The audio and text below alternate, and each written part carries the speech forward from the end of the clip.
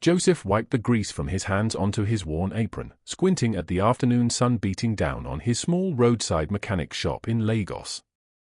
Business had been painfully slow for weeks.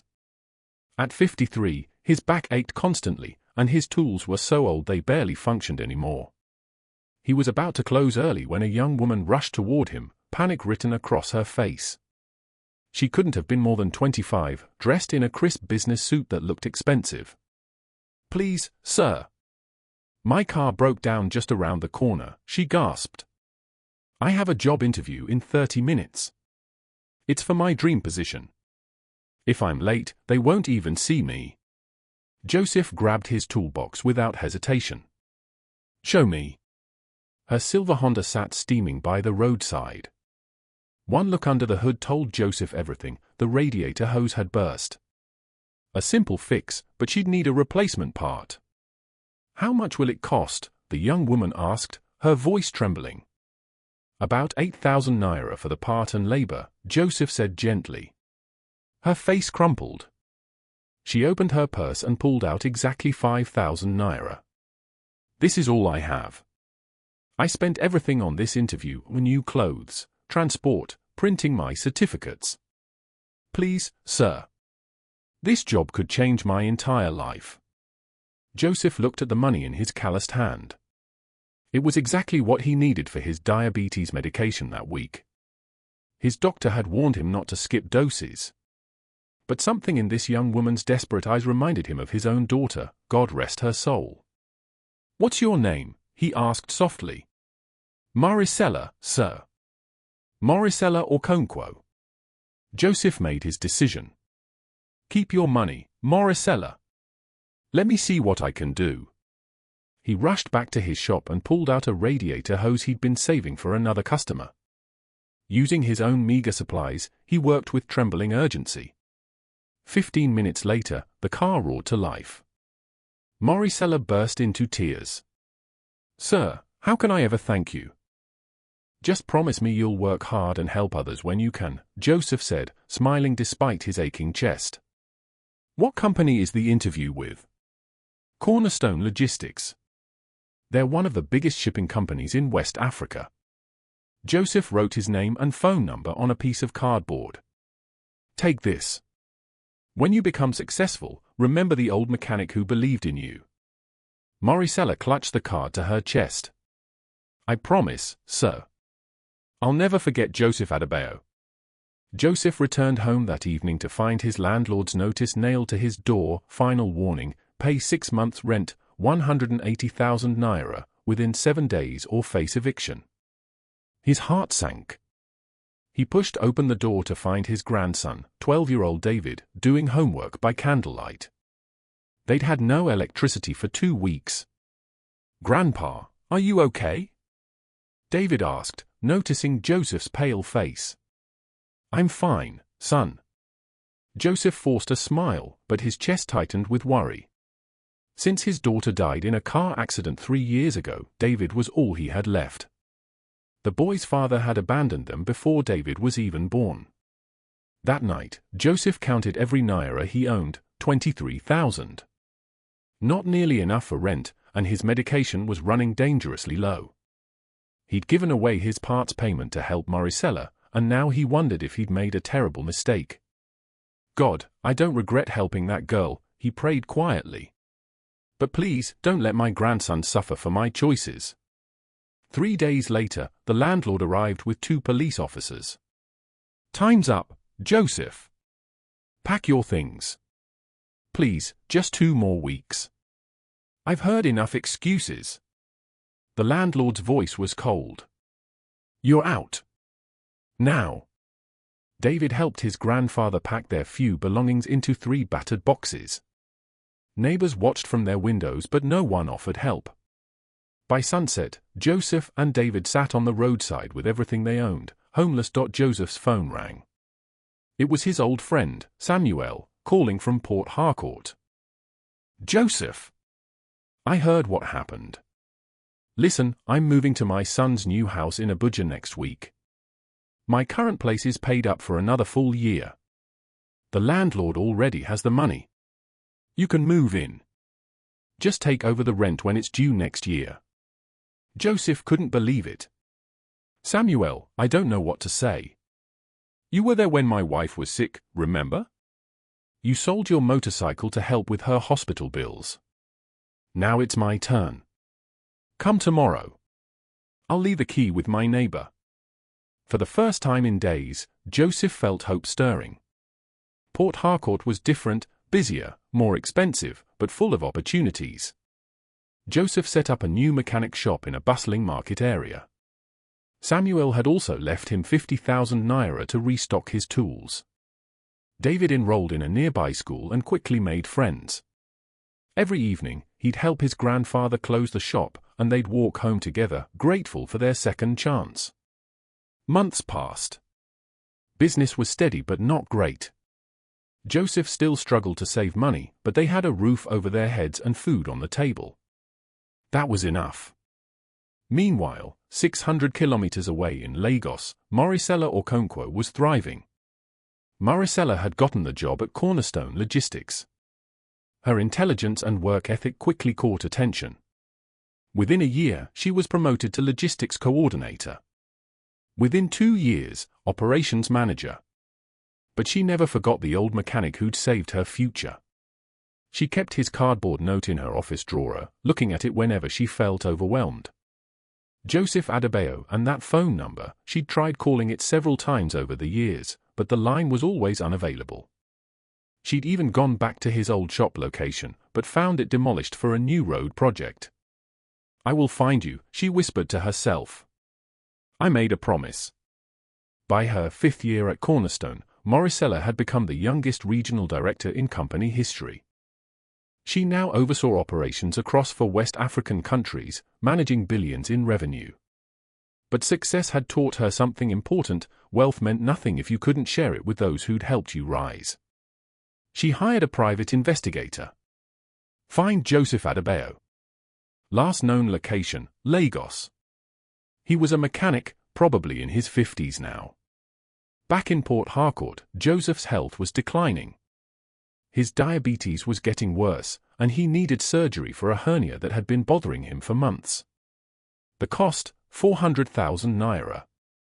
David, now 17 and in his final year of secondary school, had watched his grandfather slowly deteriorate.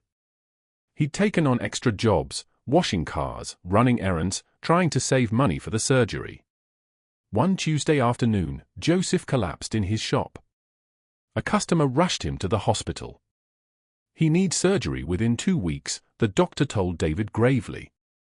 "His condition is critical. Without it..." He didn't finish the sentence. David sat beside his grandfather's hospital bed, holding his wrinkled hand. "Grandpa, we'll find the money somehow." Joseph smiled weakly. "David, listen to me. If something happens, there's a small box under my mattress. Inside is your mother's Bible and some papers about her family. Promise me you'll finish school no matter what." "Don't talk like that." David's voice cracked. "You're going to be fine." But they both knew the truth. They had 47,000 naira saved. They needed 400,000. Moricella's investigator finally found a lead. Joseph Adebayo relocated to Port Harcourt 3 years ago. "I have an address." Moricella immediately booked a flight.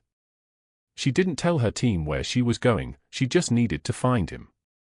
The taxi dropped her at a modest compound in a working-class neighborhood. She asked around until someone pointed to Joseph's shop. "Oh, Papa Joseph? He's in the hospital. Very sick. His grandson is there with him." Moricella's heart dropped. "Which hospital?" 20 minutes later, she walked into St. Catherine's Hospital and asked for Joseph Adebayo's room.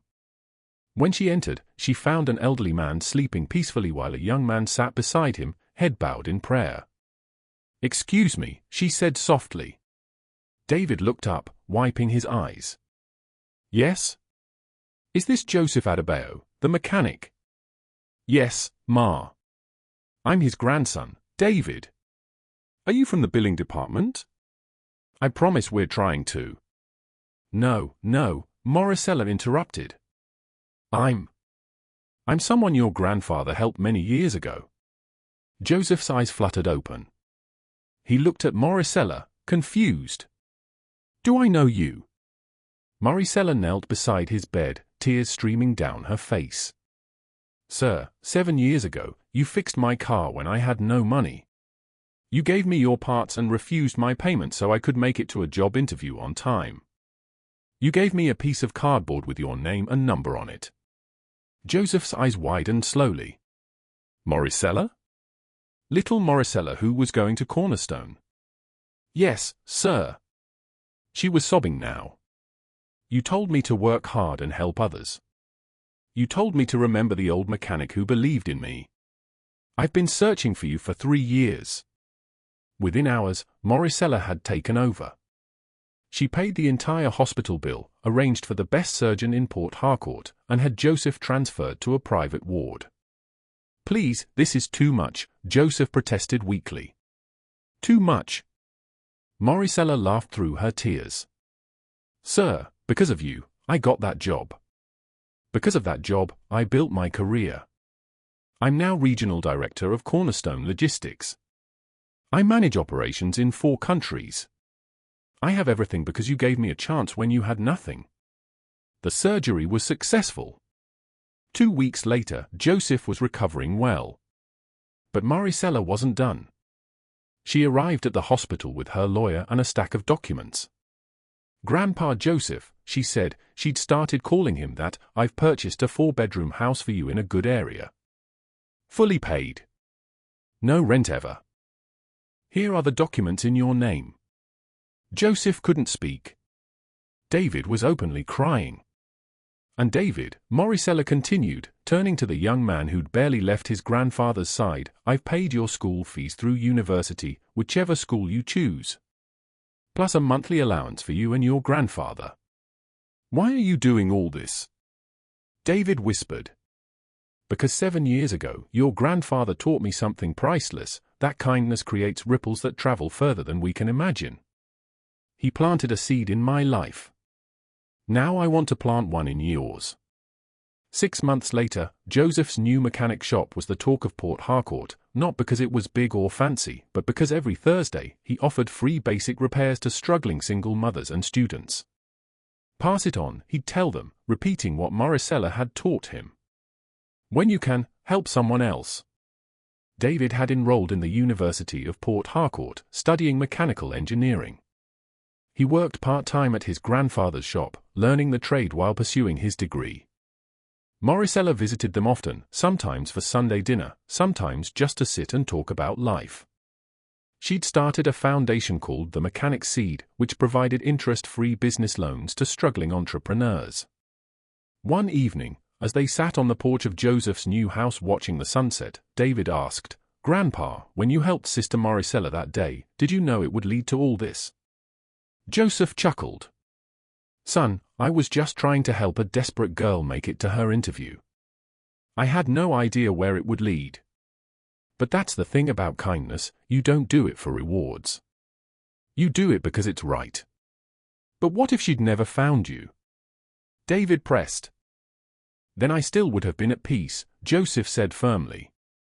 Because that day, I chose humanity over money. I chose faith over fear. And that choice was its own reward, regardless of what came after.